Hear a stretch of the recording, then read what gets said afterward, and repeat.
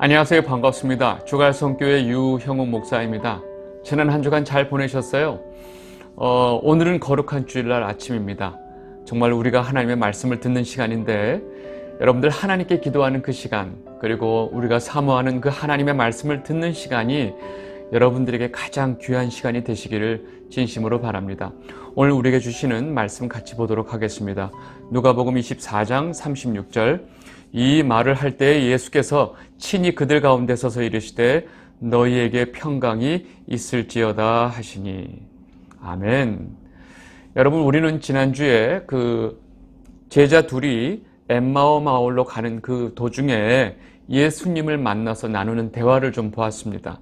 이 두 제자는 그 목적지에 도착해서 예수님이 식사 때 이들의 눈을 밝혀주시기 전까지 같이 동행했던 그분이 예수님인 줄을 전혀 알지 못했어요. 그리고 그분이 정말로 부활하신 예수님이었다는 사실을 깨닫는 순간에 예수님은 또 그 자리에 계시지 않았죠. 그 이후에 이 두 제자는 서로 이런 대화를 나눕니다. 누가복음 24장 32절, 그들이 서로 말하되 길에서 우리에게 말씀하시고 우리에게 성경을 풀어주실 때 우리 속에서 마음이 뜨겁지 아니하더냐 하고. 이 두 사람은 정말로 주님인지도 몰랐지만 그분이 성경에 대해서 풀어주실 때 이 두 제자의 마음은 뜨거워졌다는 것입니다. 여러분, 성도인 우리도 정말로 하나님의 말씀을 깨닫게 될 때 우리의 마음이 뜨거워지게 되어 있습니다. 여러분, 지금 이 순간도 여러분들 모두가 하나님 말씀을 깨닫게 되고 그 마음이 뜨거워지게 되기를 진심으로 바랍니다.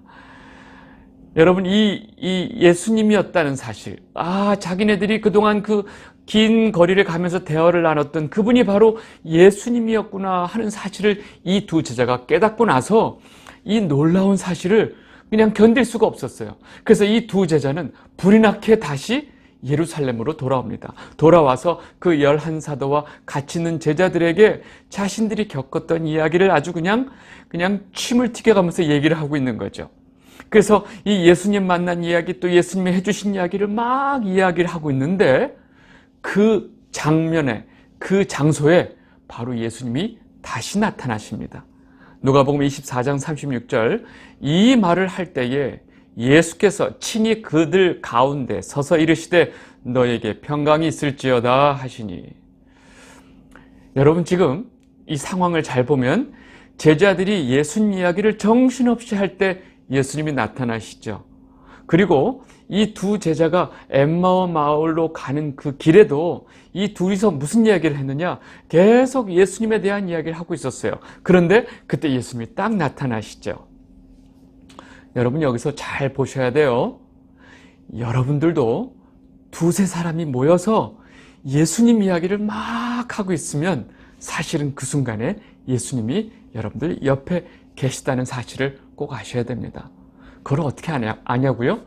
제가 아는 게 아니고요. 예수님이 그렇게 말씀하셨기 때문에 제가 이렇게 말씀을 드리는 겁니다. 마태복음 18장 20절, 두세 사람이 내 이름으로 모인 곳에는 나도 그들 중에 있느니라. 아멘. 여러분, 주님이 내 이름으로 한 200~300명 모이면 내가 같이 있을게. 내 이름으로 한 2~3천 명이 모이면 내가 거기에 함께 할게. 이렇게 말씀하신 게 아니고요. 두세 사람이 내 이름으로 모인 곳은 내가 꼭 그들과 함께 있다라고 말씀하셨어요. 여러분, 이 말씀을 꼭 기억하셔야 됩니다. 아셨죠? 네. 지금 보시면 제자들이 막 두 제자가 와서 예수님 이야기를 막 하고 있는데 예수님께서 그들 가운데 서서 말씀하시는 거예요. 여러분, 지금 이 상황이 이해가 되세요? 여러분, 지금 엠마오에서 이 두 제자가 돌아와서 지금 예수님과 있었던 이야기를 막 하고 있는 그 와중에 이들 가운데 서서 예수님께서 갑자기 말씀하시는 거예요. 여러분, 여기서 우리가 좀 이상한 거는 예수님이 문을 열고 들어와서 이들 사이에 서서가 아니라 이것이 생략되어 있고 갑자기 예수님이 이들 가운데 서서 말씀하시는 거예요. 여기서 좀 이상하죠. 그리고 먼저 번에도 이 엠마오에서 두 제자와 예수님이 식사하는 와중에 예수님께서 이 떡을 떼서 축사하시고 떼어서 이들에게 주는 순간 이들이 예수님을 깨닫게 되죠. 눈이 밝아지고. 근데 보니까 예수님이 안 보인지라 그래요. 그 절을 보겠습니다. 누가복음 24장 31절. 그들의 눈이 밝아져 그인 줄 알아보더니 예수는 그들에게 보이지 아니하시는지라. 지금 보면 이 부활하신 예수님이 나타나실 때와 또 사라지실 때, 퇴장하실 때 뭔가 좀 달라요. 그죠? 네.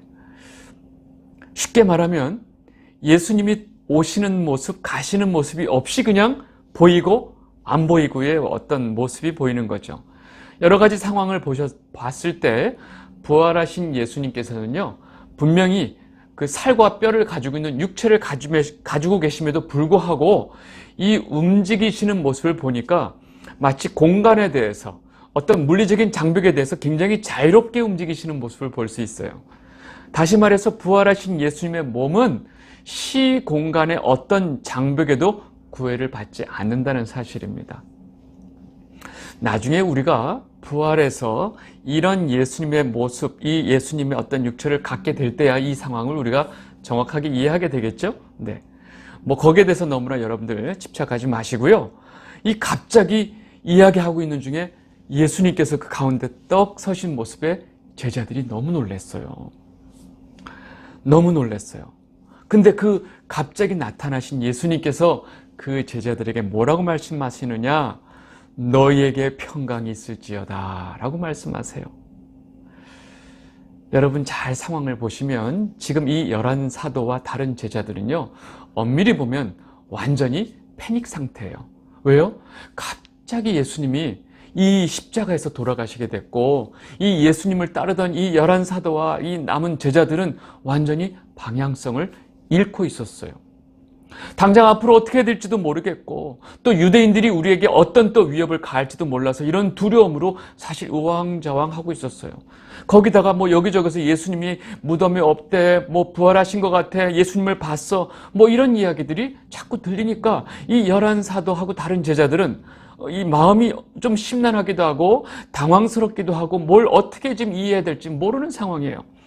이 이야기들, 예수님을 봤다고 하는 그런 이야기들을 들으면서 이것을 믿을 수도 없고 안 믿을 수도 없고 이 상황을 어찌해야 될지 모르는 상황에 이들에게 예수님이 직접 나타나셔서 말씀하시는 거예요. 너희에게 평강이 있을지어다. 여러분 여기서 주님이 이 서 계신 그 자리를 이제 성경에서 우리가 방금 읽은 그 본문에서는 그 가운데 서서라고 표현이 되어 있죠. 이걸 영어로 보면 in the midst of them, 그들 한복판에 서서 이렇게 표현이거든요. 여러분 예수님이 이 제자들이 모여있는 저 구석에 또 이쪽 한쪽에서 제자들아, 얘들아, 내가 왔다. 너희들에게 평강이 있을지어다. 뭐 이렇게 얘기해도 되잖아요. 근데 지금 예수님이 느닷없이 이 제자들 가운데 서서 굳이 왜 이렇게 가운데 서서 말씀하셨을까? 제자들을 더 놀래키게 하려고 예수님이 그렇게 하셨을까? 아니에요. 이 가운데 서서라고 하는 이 말은 사실은 엄밀히 말하면 이 제자들이 이렇게 두렵고 떨고 있는 그 현실적인 그 삶의 한복판 가운데 서서의 의미가 강하게 있습니다.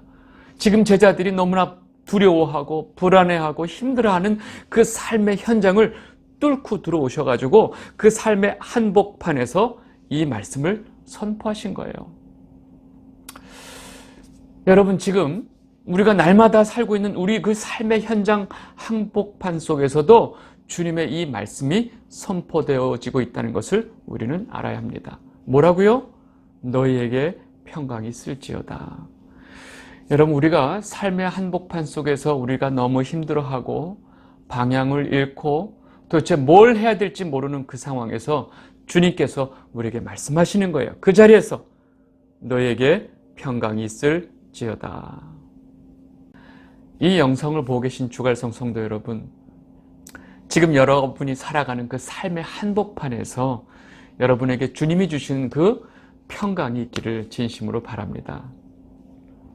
여러분 제가 좀 여러 가지 설명을 하느라고 여기까지 왔는데, 제가 여기까지 말하고 있는 동안 지금 제자들은 굉장히 놀라고 있는 상황이에요.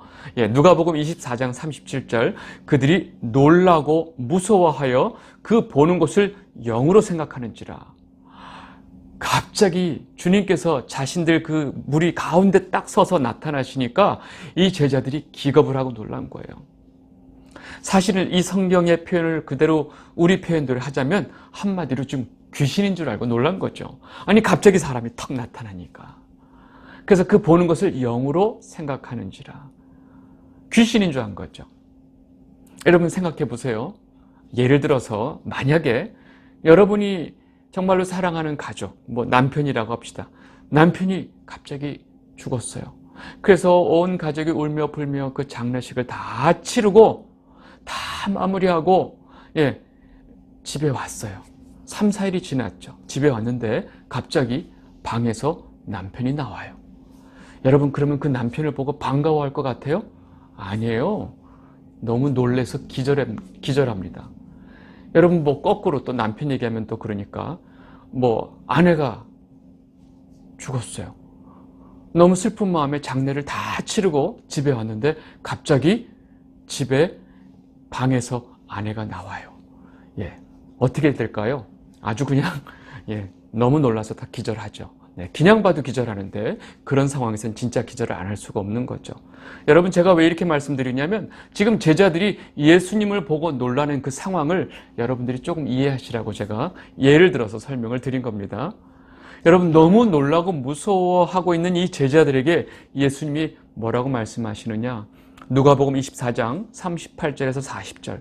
예수께서 이르시되 어찌하여 두려워하며 어찌하여 마음에 의심이 일어나느냐? 내 손과 발을 보고 나인 줄 알라. 또 나를 만져보라. 영은 살과 뼈가 없으되 너희 보는 바와 같이 나는 있느니라. 이 말씀을 하시고 손과 발을 보이시나. 제자들이 너무 두려워하고 있는 거예요. 그러니까 예수님이 왜 그렇게 두려워하고 그렇게 마음에 의심을 하고 있느냐? 내 손과 발을 봐라. 너희들 지금 내가 귀신인 줄 알고 있지? 그리고 내가 지금 누군지 잘 모르겠지? 봐. 내가 십자가에 못 박혔던 그 손과 발을 봐라. 원래 영은 살과 뼈가 없다. 그런데 지금 내가 있잖냐? 하고 그 못 박히셨던 손과 발을 제자들에게 보여주시는 거예요. 왜냐하면 사실은 왜 의심하고 있느냐 하는 그 의심이 바로 뭐냐면 누구지? 이 사람이 누구지? 이 영이 누구지? 하고 막 그렇게 예수님인지를 확신하지 못하고 있었기 때문에 예수님이 이렇게 말씀을 하신 거죠. 손과 발을 제자들에게 보여주시고 나니까 제자들이 비로소 우리가 알고 있는 그 예수님이시군요 하고 깨닫게 돼요. 그리고 너무 기뻐하는데 놀라운 건 이렇게 기뻐하는 와중에도 지금 이분이 예수님인가에 대한 믿음이 없는 거예요. 여러분 그렇게까지 보여줬는데도 기뻐하면서도 와중에 믿지 못하면 사실 저 같으면 굉장히 화가 날 것 같은데 예수님은 그렇지 않고요. 제자들이 좀 더 마음이 편안해질 수 있도록 뭐라고 그러냐면 혹시 너희들 먹을 거 없느냐? 그래 먹을 것 좀 가져와라. 내가 좀 먹어야 되겠다 하고 그 생선 한 토막을 가져온 걸 드세요. 누가복음 24장 41절에서 43절. 그들이 너무 기쁨으로 아직도 믿지 못하고 놀랍게 여길 때에 이르시되 여기 무슨 먹을 것이 있느냐 하시니 이에 구운 생선 한 토막을 드리니 받으사 그 앞에서 잡수시더라. 여러분 기껏 제자들 가운데 예수님이 나타나셔가지고 이 생선 한 토막 먹으려고 오셨을까요? 배고파서 오신 거예요? 아니죠. 지금 예수님이 왜 이들 앞에서 이렇게 생선 한 토막까지 드시죠? 이들이 너무 불안해하고 예수님인지를 알지도 못하고 혹시나 또 귀신이면 어떡하지 하고 두려워하니까. 예수님께서는 이 제자들의 연약함을 너무나 잘 알고 계셨기 때문에 이들의 마음을 편안하게 하고 이들이 예수님을 잘 믿을 수 있도록 이렇게 배려를 해주신 거죠. 그리고 예수님께서 이렇게까지 하시는 모습을 가만히 보면 이 예수님은 제자들을 너무나 사랑하고 계시다는 모습을 우리가 알 수가 있습니다. 여러분 이 제자들은 예수님이 그 대제사장과 무리들이 왔을 때 다 도망갔던 제자들이에요. 자기를 버리고 도망갔고 이 순간 지금 자기를 봐도 믿음 없이 자기를 의심하는 이 제자들을 예수님은 너무나 사랑하고 계신다는 사실입니다. 그래서 이들에 대해서 예수님이 할 수 있는 모든 배려를 다 베풀고 있는 거죠. 이 영상을 보고 계신 주갈성 성도 여러분, 그 예수님께서 이렇게 제자들을 배려하고 세심하게 그 사랑을 표현하시는 그 예수님께서 여러분들도 똑같이 여러분들에게도 똑같은 사랑을 베푸고 계신다는 사실을 여러분들 알고 계신가요? 우리는 주님을 배반했어요. 우리는 주님을 떠났었어요. 그리고 우리는 삶 속에서 예수님을 생각하지도 않고 예수님을 무시하고 살았어요. 그런데 그 예수님은 변함없이 우리를 사랑하고 계신다는 사실입니다. 우리는 그 예수님의 사랑을 분명히 알아야 하고 또 그 사랑을 깨달아야 합니다. 여러분, 제자들이 예수님을 잘 이렇게 이해하고 받아들이도록 음식까지 다 드시고 난 다음에 예수님이 비로소 이렇게 제자들에게 나타나셔서 하시고자 하시는 말씀, 즉 예수님이 하시고자 하시는 그 중요한 말씀을 하시는 거죠. 뭐라고 말씀하시느냐? 얘들아, 내가 너희들에게 성경에서 나에 관해 기록된 모든 것이 이루어져야 한다고 내가 전에 너희들에게 말했던 거 기억나지? 그것이 바로 이것이다 라고 말씀하세요. 누가복음 24장 44절에서 45절, 또 이르시되 내가 너희와 함께 있을 때 너희에게 말한 바 곧 모세의 율법과 선지자의 글과 시편에 나를 가리켜 기록된 모든 것이 이루어져야 하리라 한 말이 이것이라 하시고 이에 그들의 마음을 열어 성경을 깨닫게 하시고. 여러분 지금 보세요. 모세의 율법과 선지자의 글과 시편, 이게 뭐죠? 구약 다죠. 여러분, 예수님 당시의 성경은 구약밖에 없었잖아요. 이 구약에 있는 모든 내용 전체가 예수님을 가리키고 있었고, 그렇고 앞으로 오실 그 메시아이신 예수님이 이 땅에 오셔서 이런 고난을 받게 되고 또 돌아가시고 3일 만에 부활하실 것이다 라고 기록하고 있다는 거예요. 그리고 내가 지금 이 모든 일이 이루어진 것을 지금 너희가 보고 있고, 그 구약 성경이 역사 내내 말했던 모든 이야기가 바로 이것이다 라고 지금 말씀하고 계신 거예요. 그래서 이것이라 라고 말씀하신 것은 예수님께서 그렇게 고난을 받고 십자가에 죽으시고 3일 만에 다시 부활하신 것을 이것이다 라고 말씀하신 거죠. 그리고 성경을 깨닫는 것, 지금 이 성경의 이 모든 이야기를 깨닫는 것이 바로 성경을 깨닫는 것이다 라고 지금 말하고 있는 거예요.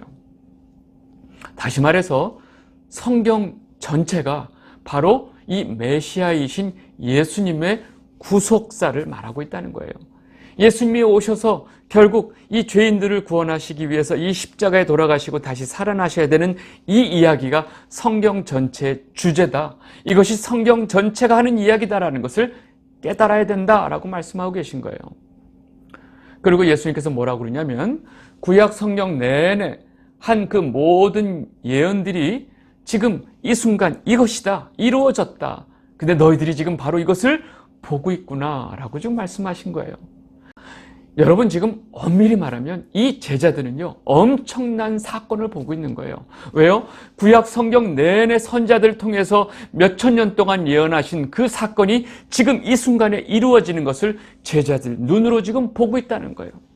엄청난 그 역사적인 순간 속에 제자들이 있는데 제자들은 정작 어쩌고 있어요? 두려워서 떨고 있었죠. 그래서 예수님께서 너희에게 평강이 있을지어다. 너희들이 지금 보고 있는 이것은 너무너무나 너희들이 복된 눈이 되고 있구나 라고 좀 말씀하신 거예요. 여러분, 이어서 예수님이 이 제자들에게 무슨 말씀하시느냐? 예수님은 이 죽음 가운데서 살아나신 그 예수님의 이름으로 죄사함의 회개가 모든 그런 민족에게 전파될 것이다 라고 말씀하시는 거예요. 그리고 지금 그 자리에 있는 11사도하고 다른 제자들에게 너희가 바로 이 모든 것에 대한 증인이다 라고 말씀하세요. 누가복음 24장 46절에서 48절 보겠습니다. 또 이르시되 이같이 그리스도가 고난을 받고 제3일에 죽은 자 가운데서 살아날 것과 또 그의 이름으로 죄 사함을 받게 하는 회개가 예루살렘에서 시작하여 모든 족속에게 전파될 것이 기록되었으니 너희는 이 모든 일의 증인이라. 아멘. 여러분, 지금 이 예수님의 이 말씀을 우리가 정확하게 봐야 돼요. 무엇이 전파된다고요?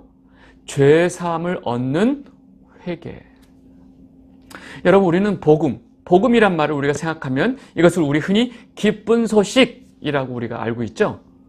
여러분, 기쁜 소식이라고 자꾸 복음을 해석을 하다 보니까 기쁜 소식은 사람들 듣기에 복되고 기쁜 소식이다라고 자꾸 이해를 해요. 그러니까 복음이라는 것은 사람들 듣기에 좋은 소식이야 라고 착각을 합니다. 그래서 이 복음을 전한다고 하는 교회가 자꾸 전하는 메시지 속에 어떤 단어들이 들어오느냐? 행복, 비전, 꿈, 치유, 성공, 이런 단어들이 자꾸 들어오는 거예요. 여러분, 이것은 복음과 아무 상관없는 단어인 거 아시죠?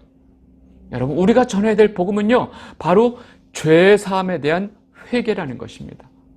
죄 사함에 대한 회개를 전하는 것이 복음이지, 이런 사람들 듣기에 좋은 말을 전하는 것이 복음이 아니라는 거예요. 여러분, 잘 보세요. 죄 사함을 전한다는 건 뭐예요? 모든 인간들이 죄인이라는 사실. 죄가 있기 때문에 그 죄가 사함 받아야 된다는 그 사실을 전하는 거예요. 사함 받지 못하면 어떻게 돼요? 사망에 가니까. 죄의 싹은 사망이니까. 이것을 알게 해야 되고요. 그 죄를 사함 받는 아주 유일한 길은 오로지 예수 그리스도의 이름밖에 없다는 것을 우리가 전하는 것이 바로 복음이다라는 것입니다. 여러분, 그 예수 그리스도의 이름을 힘입어서 우리가 회개를 통해서 죄 사함을 받게 된다는 것, 이것이 바로 우리가 전해야 될 복음이라는 사실입니다. 이 영상을 보고 계신 주갈성 성도 여러분, 모두가 이 복음에 대한 오해가 절대 없기를 바랍니다. 예수님이 이 말씀을 하시고 이어서 제자들에게 무슨 말씀하시느냐? 너희들은 아버지의 약속을 기다려라. 그리고 위로부터 오는 능력, 즉 성령의 약속을 기다려라 라고 말씀하세요. 누가복음 24장 49절, 볼지어다 내가 아버지께서 약속하신 것을 너희에게 보내리니 너희는 위로부터 능력으로 입혀질 때까지 이 성에 머물라 하시니라. 여러분, 지금 아버지께서 하신 약속, 지금 예수님이 제자들에게 말하는 지금 아버지께서 하신 약속이 뭐죠? 여러분 잘 알고 계신 그 요엘서에 나와 있는 말씀이죠. 보겠습니다. 요엘 2장 28절에서 29절. 그 후에 내가 내 영을 만민에게 부어주리니 너희 자녀들이 장래일을 말할 것이며 너희 늙은이는 꿈을 꾸며 너희 젊은이는 이상을 볼 것이며 그때 내가 또 내 영을 남정과 여정에게 부어줄 것이며. 아멘. 여러분, 이 요엘 선지자를 통해서 약속하신 이 하나님의 약속은 사도행전 2장에서 이루어집니다. 오순절 성령이 임하고 나서 이 11사도와 제자들은 그 성령의 능력을 입게 되고 그리고 그들은 증인의 삶을 살게 되는 것이죠. 여러분, 여기서 예수님께서 성령의 능력을 뭐라고 표현하느냐? 위로부터 능력으로 입혀질 때까지 라고 표현하죠. 여러분, 성령의 능력은 위로부터 오는 것, 하늘로부터 오는 것이에요. 그리고 그 능력이 너희들에게 입혀질 때까지라고 말씀하시는 것은 이것은 절대 그 능력을 입혀지게 되는 그 사람의 능력과는 전혀 상관이 없다는 거예요. 여러분, 우리가 증인의 삶을 살기 위한 것, 우리가 증인의 삶을 사는 것, 이것은 우리의 의지, 우리의 능력, 우리의 힘, 우리의 계획과는 아무 상관이 없다는 거예요. 오로지 하늘로부터 오는 성령의 능력이 우리 안에 입혀질 때까지 우리는 기다려야 하는 거예요. 그리고 우리 안에 계신 그 우리에게 입혀진 성령의 능력으로만 우리는 증인의 삶을 살 수 있다는 사실입니다. 너무나 명확한 이야기죠. 네. 이 영상을 보고 계신 주갈성 성도 여러분, 지금 이 순간에 대한민국, 한국 안에 있는 많은 성도는 주일날 교회를 가지도 못하고 예배도 못 드리고 찬양도 못하고 너무나 어려운 시기를 겪고 있습니다.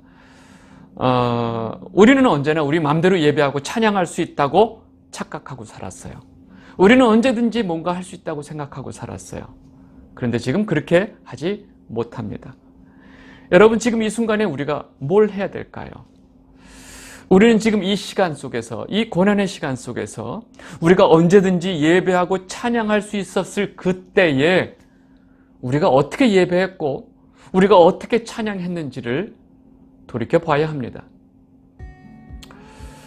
여러분, 꼭 놓치지 마셔야 할 것은 두세 사람이 내 이름으로 모인 곳에 내가 함께 하신다고 하셨던 그 주님의 말씀을 꼭 기억하시기 바랍니다.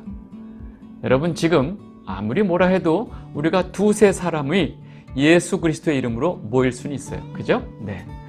그곳에 주님께서 함께 하신다는 사실을 꼭 기억하시기 바랍니다. 그리고 주님이 우리 삶의 한복판에 서서 우리에게 뭐라고 선포하셨어요? 너희에게 평강이 있을지어다. 아멘. 여러분, 이번 한 주 여러분 모두가 삶의 한복판 가운데서 이렇게 주님이 선포하시는, 또 주님이 주시는 그 평강을 누리시며 살기를 진심으로 바랍니다.